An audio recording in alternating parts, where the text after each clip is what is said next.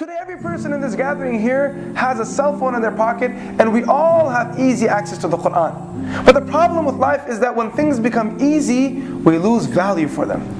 When things become easy, we lose value for them. But when they're hard to achieve, you have the value for it. You know, I went to Umrah, Hajj a few years back, and I was sitting in Medina Munawwara behind the Rawda of the Prophet, behind the grave of the Prophet ﷺ. And there was a man from Mauritania. He was sitting next to me.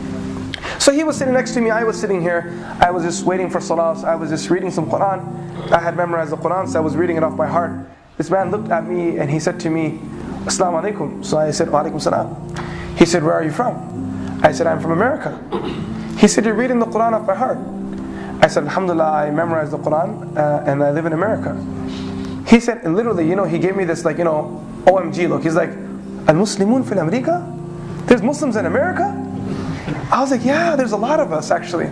We have a lot of Muslims there. We actually have Islamic institutes. We have, hifd factories. I call these hifd schools hifd factories, because they just keep producing new students to the community, more and more children. You know how many kids in our community have memorized the Qur'an? I'm sure London is probably greater than Chicago. How many kids have memorized the Qur'an? It's a miracle. It's such a beauty that so many people have memorized the Qur'an. And we got into this conversation, then, by nature, I flipped the question on him. I said to him that, do you guys have, and where are you from? He said, I'm from Mauritania, in Africa. And I said to him, wow, you're from Mauritania, have you memorized the Qur'an?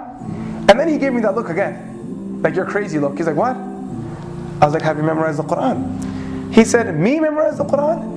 Every single person that's related to me has memorized the Qur'an. I was like, whoa! That's crazy! Everyone's memorized the Qur'an. He's like, my mother, my father, my sisters, my uncles, my aunts, my wife, my children, my cousins, everyone, the entire family's memorized the Qur'an. I was like, wow. But then he looked at me and he said to me, I want to tell you a little secret. I was like, yes.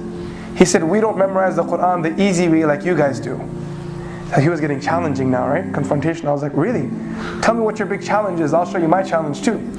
So the next thing he told me, I realized that he was right. We have it the easy way out. He said that when we come to the madrasa in the morning, our teacher has a big blackboard and he has a piece of chalk. And each student in the madrasa, when you enroll into the hifd program, they give you a small little tablet like this, like a small little blackboard, and they give you a chalk. And when you come to the school, the teacher will write the ayah of the day on the chalkboard. You have to write it on your small chalkboard, and then you have 24 hours to see that ayah. How many hours do you have? Then the next morning what happens to that? They wipe it off for the next ayah, and you're never going to see that ayah again. It's gone. He said, in our community we can't afford hard copies of the Qur'an.